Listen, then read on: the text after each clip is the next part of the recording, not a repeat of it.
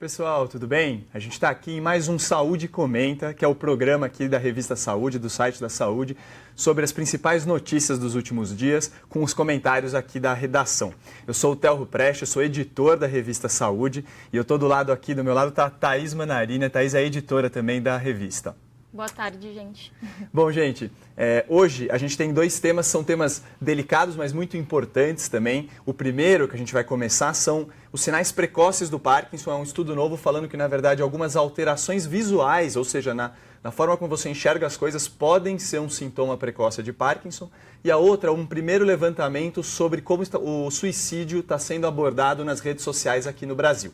Bom, vamos então já passar para o Parkinson direto. E a Thaís, ela fez justamente uma nota sobre essa pesquisa que falou das alterações visuais, né, Thaís? E ela traz muitas novidades interessantes nesse sentido, né? Sim, é uma pesquisa ainda com pouca gente, mas os dados eles são bem bacanas, né?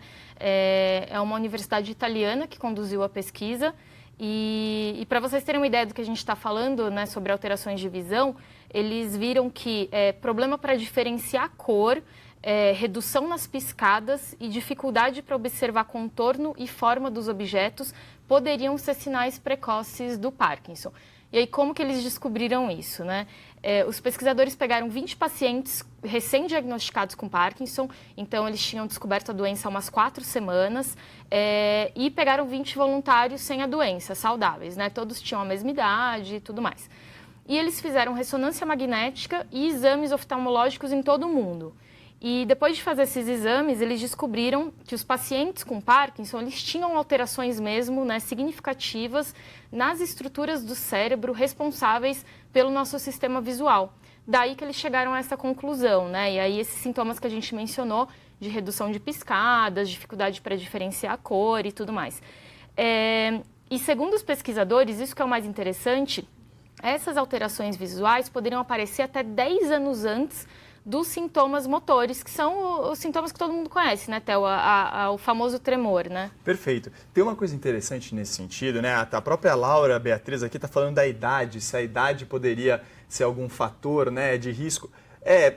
Com o passar dos anos é um pouco mais provável sim, mas não é, vamos dizer, o grande fator de risco aqui. Aliás, podem fazer como a Laura, viu, gente, e mandar os seus comentários para cá, a gente tenta conversar com vocês na medida do possível. Mas a Thaís estava falando dessa questão dos sintomas não motores, e o Parkinson, ele é uma doença que não é só tremor. A gente separou um vídeo para vocês, justamente para vocês entenderem um pouco mais o que é essa doença de Parkinson. Se puder soltar aí, gente.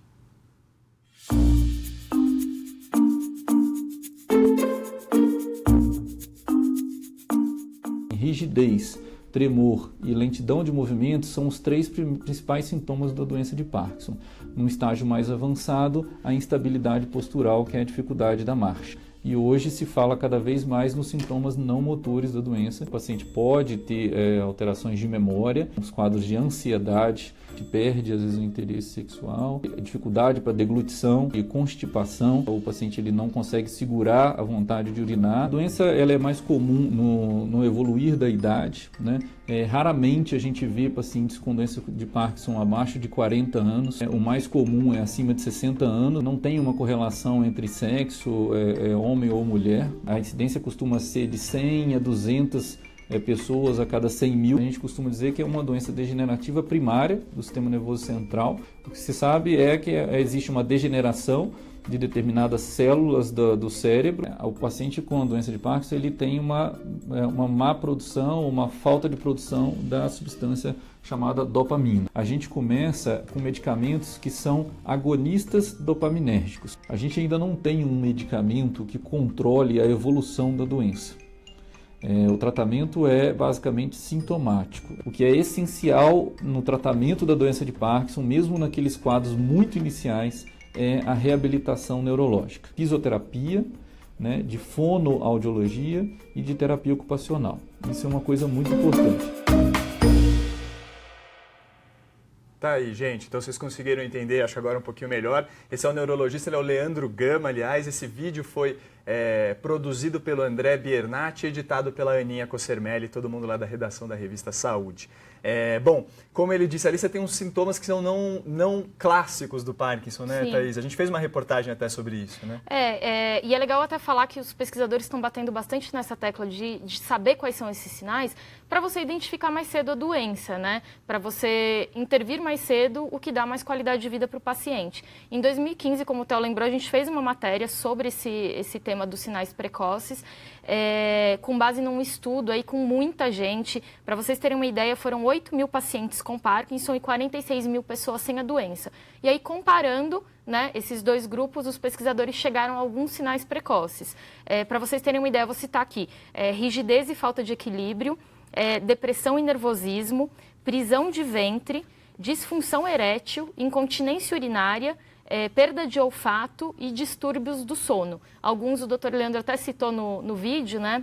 E é importante falar também que, assim, se você tem algum desses sintomas, não significa que você vá necessariamente ter Parkinson no futuro. Claro.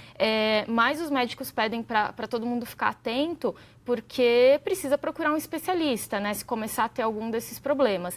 E também, assim, seria mais preocupante se todos aparecessem juntos também. Então, para a gente ficar mais ligado nesses sinais e procurar ajuda, né? Perfeito. A Eli Souza aqui está perguntando um pouco sobre tratamentos, né? Ela fala assim, não pode regredir com medicamentos. Na verdade, como o próprio Dr. Leandro falou, os remédios eles não vão, vamos dizer, atacar diretamente a doença. Eles controlam muitos dos sintomas dela, né? E além dos remédios, é importante frisar e destacar o que a gente tem à mão hoje na fisioterapia, na terapia ocupacional. A gente às vezes deixa de lado essas questões e é uma besteira fazer isso. Elas são muito importantes e ajudam muito a, no dia a dia, a pessoa ter uma boa qualidade de vida. Porque no fim das contas, esse é o diferencial, né? Quando a gente está tratando uma pessoa, ou melhor, quando um médico, um profissional de saúde está tratando uma pessoa, o que ele quer é que ela fique bem, né? Não que, tudo bem, melhorou ali o exame no cérebro, mas ela continua com problemas. Então isso não seria adequado. O que é legal de dizer é que os remédios hoje em dia, em conjunto com a fisioterapia, em conjunto com a terapia ocupacional, podem sim dar muita qualidade de vida e devolver bastante da autonomia desses pacientes. Acho que isso é legal dizer também, né, Thaís? Sim, a Andrea Delson, ela comenta que tem uma luta diária contra a depressão, e eu acho que ela falou que ela tem Parkinson, né? E realmente, uma questão está muito ligada à outra, né? Parece que Parkinson e depressão andam aí de mãos dadas, né? Porque parece que esses desajustes na dopamina, que é o que caracteriza o Parkinson, ele também atrapalha aí a produção de outros neurotransmissores, né? E a gente tem a serotonina, por exemplo, que é ligada a essa sensação de bem-estar e tal, e felicidade. Então, de fato, são doenças que andam muito juntas aí, né? Essas doenças neurológicas todas têm algumas coisas em comum. A dopamina, aliás, é uma substância que se fala muito.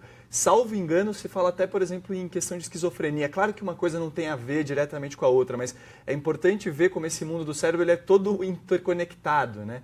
Então, sim, uma coisa pode ter a ver com a outra, uma coisa pode interferir com a outra, e às vezes uma doença, mesmo no dia a dia, acaba tirando a qualidade de vida ao ponto de deixar a pessoa um pouco mais para baixo, né? Ou mesmo com uma depressão. Isso é uma questão de conversar muito com um profissional e tentar lidar com isso, porque faz sim diferença, né? Esse tipo de abordagem mais completa, em vez de só ficar olhando para um sintoma ou um problema. E, Theo, a Carla Pereira, ela comentou que o pai dela, no caso dele, era confundido com labirintite. Olha lá. Até apareceu tremor. E até é legal a gente frisar que não é todo paciente com Parkinson que tem tremor, né? Pelo que a gente estava dando uma pesquisada aí, cerca de 40% das pessoas que têm Parkinson não chegam a ter o tremor. Perfeito. A gente fez uma reportagem até sobre exercício físico, eu me lembro bastante, foi uma reportagem que eu fiz, no tratamento de determinadas condições. O Parkinson era uma delas. E quando a gente conversou sobre isso, elas falavam realmente que tremores não era nem na maioria dos casos. O que era mais comum era você encontrar rigidez e falta de movimentação. Ou seja, aos poucos parece que os braços vão ficando pesados, difíceis de mexer, é difícil você fazer um movimento mais fino. Acho que essa é um pouco talvez a principal característica, não sei se é a principal, mas uma das grandes características do Parkinson. Então é bom ficar de olho, e é bom ficar de olho também, né? Porque às vezes pode ser só um dia que, não sei, a pessoa dormiu mal, teve um probleminha ali, mas quando a coisa vai avançando e não para que, para qualquer sintoma, isso que merece uma investigação maior, geralmente que os profissionais de saúde pedem para dar uma olhada.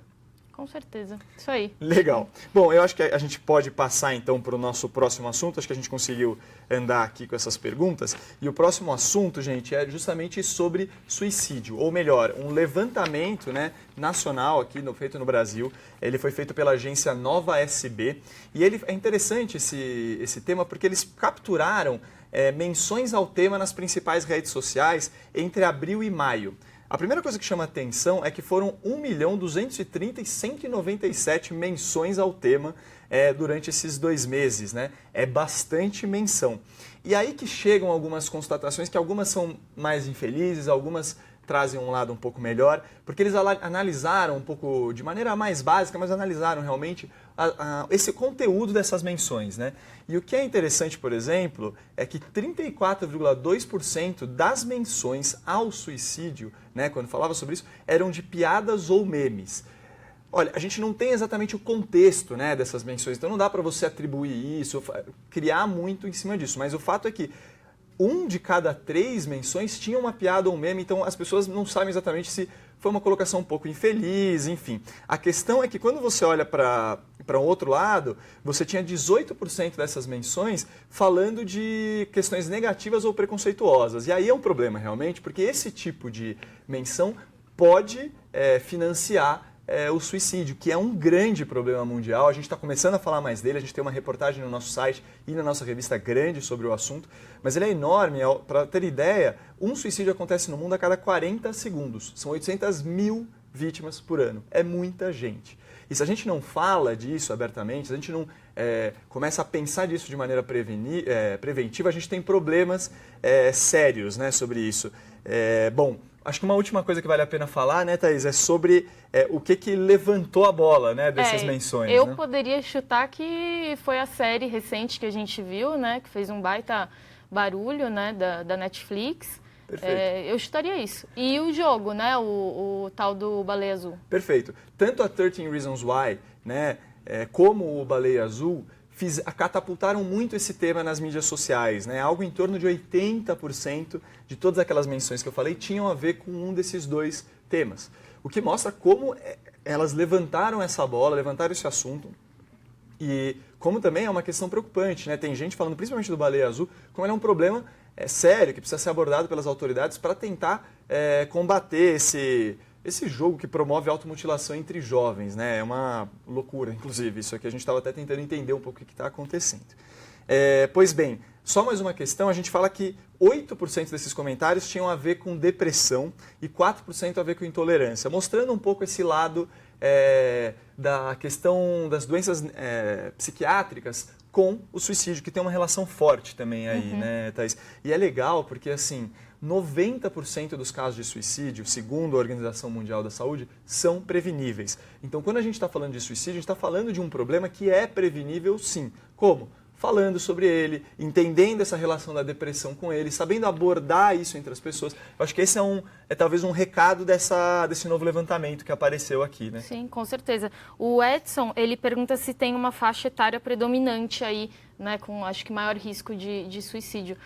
A gente na matéria deve ter essa informação, mas eu acho que jovens... A reportagem ela fala sobre isso, eu não sei exatamente como é que está essa questão. O que eu sei é o seguinte, os jovens tentam se matar bastante, em média, mas se conseguem menos. E ao passo que as pessoas mais velhas, os idosos, que também é um grupo de risco, tentam menos, mas quando tentam, tem uma taxa maior de conseguir se matar realmente. Então tem toda essa questão que precisa ser abordada, né? O jovem é diferente do idoso. Então, como que a gente vai falar com o jovem de suicídio? Como a gente vai falar com o idoso de suicídio? Eu acho que essa é uma segunda questão, mas acho que a primeira questão é a gente começar a falar disso realmente, né? Perguntar para o profissional de saúde e tentar entender isso, discutir com os familiares numa boa, sem preconceito, sem estigma, para tentar aumentar um pouco isso. Agora, eu acho que, assim, diretamente eu não saberia dizer. Acho que nessa reportagem nossa, a gente coloca para vocês daqui a pouco, provavelmente tem sim esse dado, eu não estou me lembrando agora só.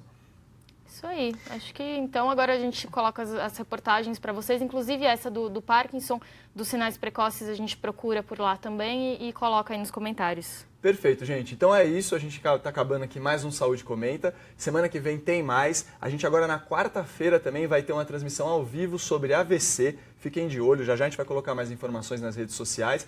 Mas a ideia é vocês estarem sempre com a gente aqui, mandando com seus comentários e participando com a gente, que é muito bom ter essa interação com vocês. Bom, super obrigado. Obrigado ao pessoal do Estúdio Abril também. Um grande abraço.